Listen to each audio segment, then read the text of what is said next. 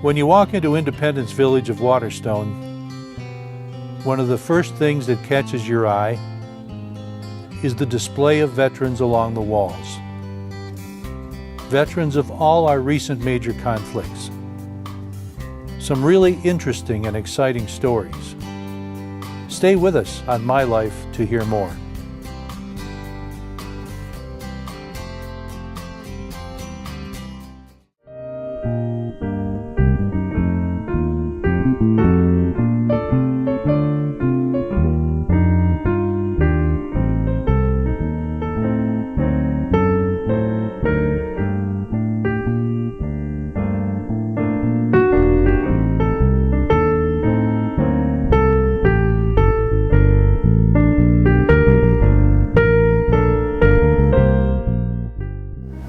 Welcome to My Life. We're with Jerry Bambousek over here at Independence of Waterstone.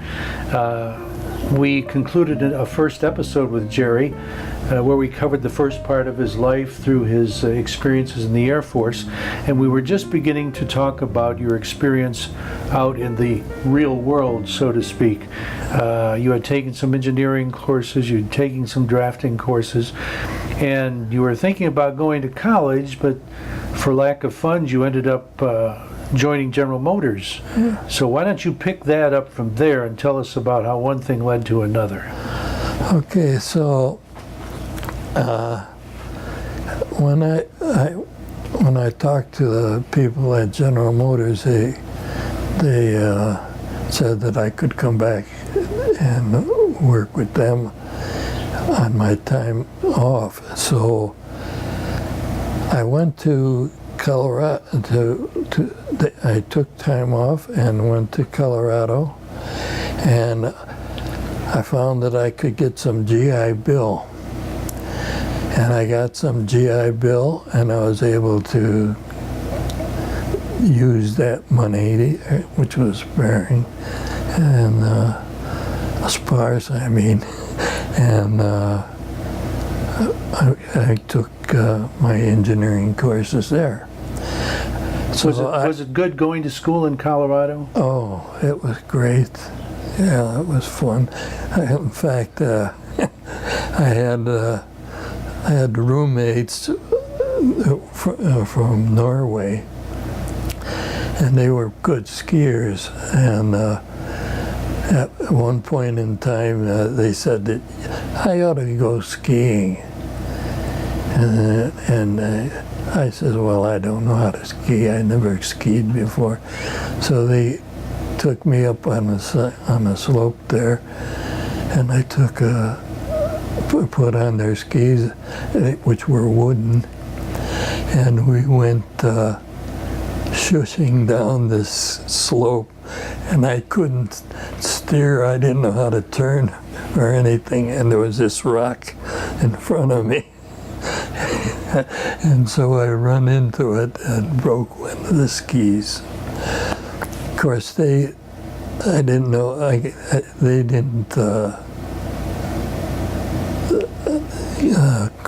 criticize me or anything. They kind of accepted it. You weren't hurt, were you? No, I just was trying to slow down, and I hit this rock and broke the ski. Anyway. And of course, out there, a slope is a slope. Yeah. Well, this was right near the school there, and right near the house I was living in. Anyway, they didn't harm me any, and I appreciated their willingness to let me ski, but I didn't ski ever since. That was it, huh? Yeah, that was it. We had a basement apartment there, and I was the cook. So I did the cooking there was about 4 of us. One of the fellas that was my roommate was named Colin Chase, and his mother was Helen Chase, I think it was Helen Chase, wrote the play Harvey. Really? Yeah. So this one time, this fella, this Colin, took me to his home. It was kind of a mansion, you know, with a big table and a woman sitting at the end of the table, and his mother was there, and him and I were sitting down at the other end. They had a maid and all that sort of thing, and they were talking about let's see, the fella that played Harvey. I can't.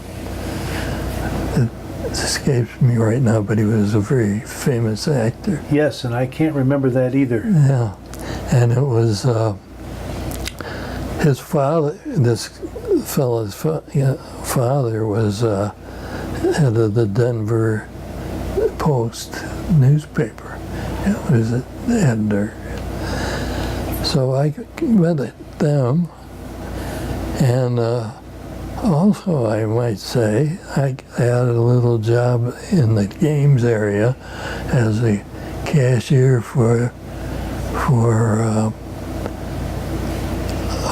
ping pong, bowling, table tennis, and so forth. And who walks in but Mrs. Roosevelt. And I was behind the counter, and she was saying, what a nice building this was, in addition to the school. And we conversed a little bit. I can't remember what we talked about, but there I was with Mrs. Roosevelt. That's something you'll never forget. And how. And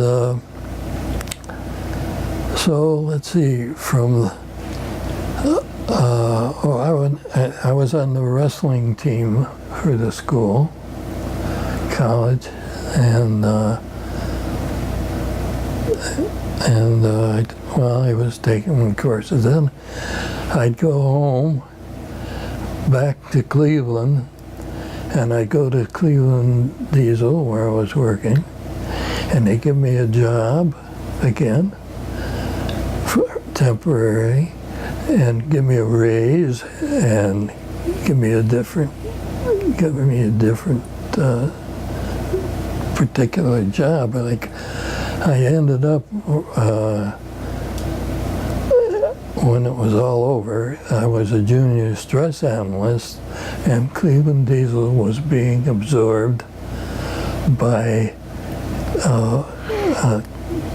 electromotive division in Chicago.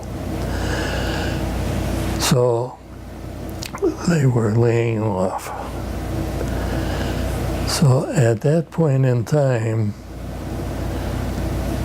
there wasn't much, I wasn't a high enough level. Was this after you were out of college? Yeah. In a way, you were kind of a pioneer, weren't you? Because in later years, General Motors did have a program with GMI, I believe it was, Yeah. where there'd be a rotation, and it wasn't just GMI. I had a friend who was going to the University of Detroit. But anyway, you'd go to college for a semester, then work for a semester, and that sort of thing. So really, you were kind of a pioneer in that regard, weren't you? Yeah, that was the greatest thing that ever happened to me. I believe that. And it proved in the long run to be the best time of my life, as far as getting acquainted with General Motors. Absolutely. We need to take a break for just a moment, but I want to come back and talk about what your next step was after your layoff. So Okay. Don't go away. We'll be right back with our guest on My Life.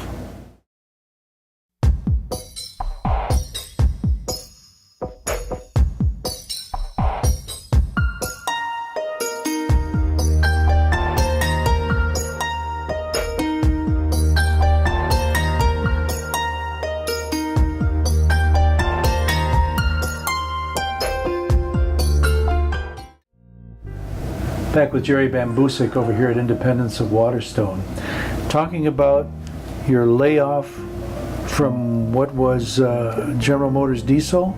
Cleveland Diesel, they called Cleveland Diesel was absorbed by another company, you said? Well, yes, they were, the Chicago company took them over. From there, I got a job at Stouffer's restaurants. You ever hear of Stouffer's? Oh, very much so, yes. They were here in Chicago and everything. I was called a planning engineer there. So had you gotten your degree from... Yes. Okay, so you had, the good news is that you had your degree. Yes. And it was paid for between General Motors and the GI Bill. That's right. So you were prepared for some kind of good future. Yes. So Stouffer's, now when you say Stouffer's, I think of food. That's right. In fact, I was there at the, well, what I would do is I'd lay out kitchens in bar areas, lay out the plumbing and all the tables and equipment that they needed in that those areas when they were building a new restaurant. Well, that was totally different from anything you'd done before. Yeah, it was quite a challenge. At that point in time, too, they were starting the Stouffer frozen food division. Mm-hmm. And so I got a call from one of my friends at the Cleveland tank plant, which was General Motors.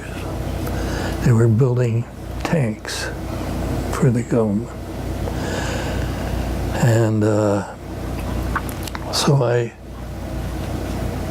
wanted to get back with General Motors. Sure. However, though, when I was with Stouffer's, I got an award up here for a slogan for the frozen food, and I got a $25 war bond for the word goodness. I thought I put that in their contest, and I thought I'd never get anything. But anyway, so I made arrangements with General Motors to get back with them, and I told Stouffer's that I was going to leave them. I worked with them 2.5 years. Had you met your wife yet? No. Okay, go ahead.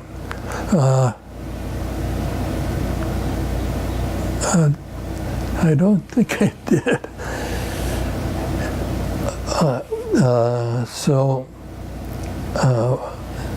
You went back to work for General Motors? I went back to work for General Motors on a tank program. And where was that plant at? Cleveland. In Cleveland. So you were still in the same area? Yeah. It seems, well, my sister was getting married around that time, and that's when my wife was in my sister's wedding. Was she from the Cleveland area? Yeah. Yeah, she was in nursing school, and I was to be in the wedding party, and that's how I met my wife.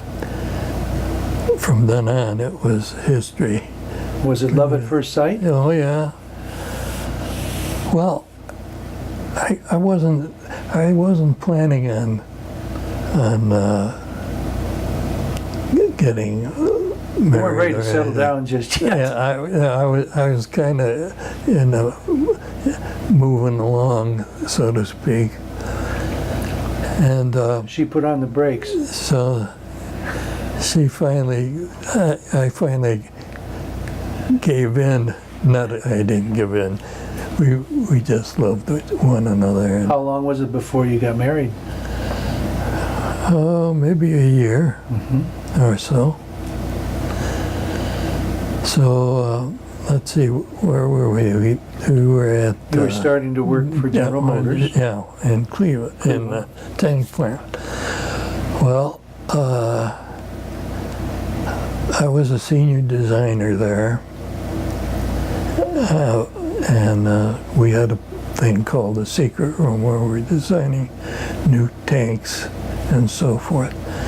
And the present Abrams tank that the government uses today was concepted by our group there. And we came up to Detroit and worked with the vice president of General Motors to bid on a new tank, this new tank. It was called the XM1 at that time, or Sheridan now. And we won the contract for that. But then the government changed the rules for that tank on adding things to it. And they wanted it to be a turbine-driven tank. And Chrysler was in on the bid. Well, we added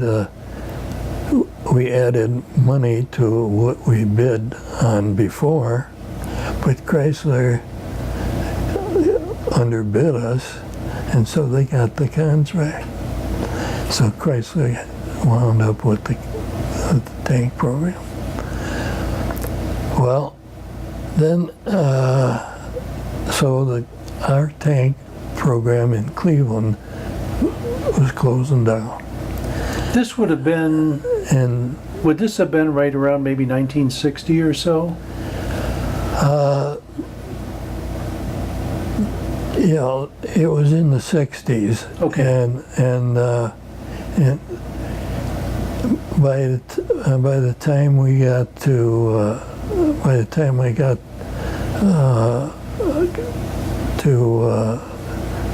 the point where I was going to get transferred, they transferred me up to the tech center to work on a turbine car. And I worked on that for several years. We need to take a break, so let's pause right here and then we'll talk about more of your experiences at the GM Tech Center. Jerry Bambousek will be right back. Canine Stray Rescue is Oxford's own local dog rescue. Call them at 248-628-0435 or go to their website dogsaver.org and click on the Canine Stray Rescue League link. Back with Jerry Bambousek over at Independence of Waterstone, starting to talk about your experiences at the General Motors Tech Center. You made it up here from Ohio, and by the way, you never were an Ohio State fan, right? I just want to get that on the record. Well, I was at first. You pretended to be for a while, Yeah. but you really weren't. But now I'm MSU. Okay, so All my daughters graduated from MSU. My grandson, my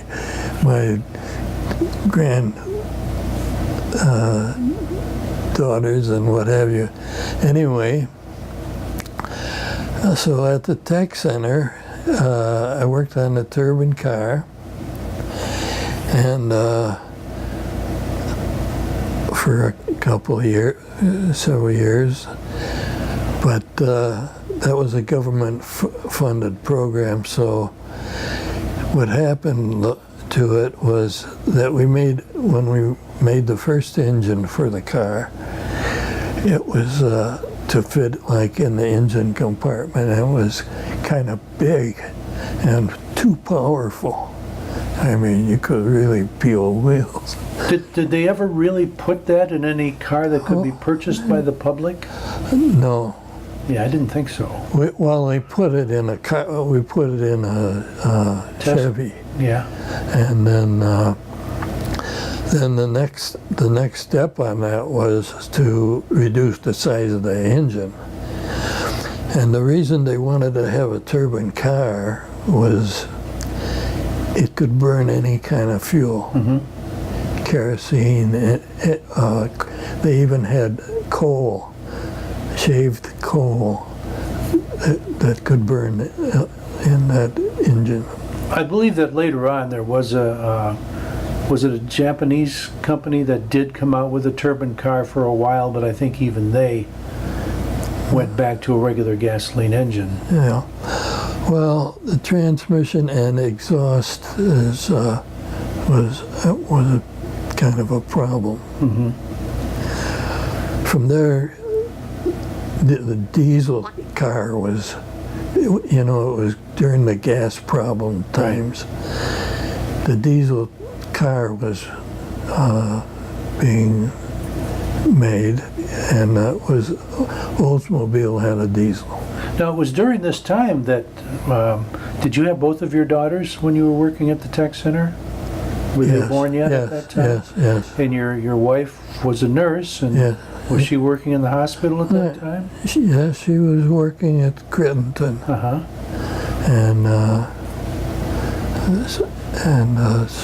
Was it kind of tough for you guys to juggle careers? Well, it was, for me, I was kind of moving here and there and everywhere. And so you weren't at the tech center all the time? No, I did go to Fanuc robotics from there. Okay, this was after General Motors. After the diesel project that I worked on, after the turbine, diesel, and I also worked on a medical project at the tech center. The vice president of General Motors had a urostomy, and when he give a speech or something, this urostomy bag would fill up and sometimes break, and he wanted to do something even more favorable so that he wouldn't have that problem. So I spent 2 years on that, and with another fellow who was an inventor type of guy, and to make a long story short, we wound up with an inert donut to go over the stoma, and a cup that would go over it, attached to a bag, in which he could, it looked like a front pair of shorts, and in which he could drain at a urinal like a regular man could. Do they still use that? Well, he patented it, and they sold it, or he gave the patent away to a company in Ohio. Now, I don't know what the name of the company was, but the big companies, like, I can't think of the names right now. That's okay. The big companies didn't want it. Yeah. They didn't want to, they wanted to deal with their small stuff. How did you get involved in robotics? Well, I was a kind of a gear specialist. I did a lot of gearing work. And this is another pioneering area, right? Yes. I did a lot of gearing work. And General Motors wanted to get robots in their plants to paint cars, to assemble cars, and just make parts. Now, I believe you got a patent for something along the way. Was it while you were with General Motors? Yeah, it was, GM went with this Fanuc robotics, and one of my superiors went with them and asked me to come over because of my gearing experience, because they needed, they had problems with the wrist on the robots. So next thing you know, I got a patent for one of the robots, because what it was the paint booths would get paint all over the robots, and it was very hard to get the paint off. So what I wound up getting the patent on was that the mechanisms for the robot would be outside of the paint booth, and there'd be a slot in the paint booth in which the arm come out and would paint the cars. And that's what I got the patent on. And from there I wound up, I was kind of a group leader or supervisor of several designers, and we just work on product development. Okay. And how did the transition to Fanuc come about? Well, General Motors, after they got all their plants, as many plants as they wanted with robots in them, they decided to pull away and let Fanuc stand alone.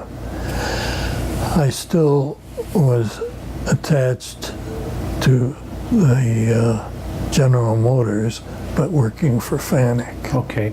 We have to wrap it up here, but there's some areas I don't want to skip over. What year did you retire?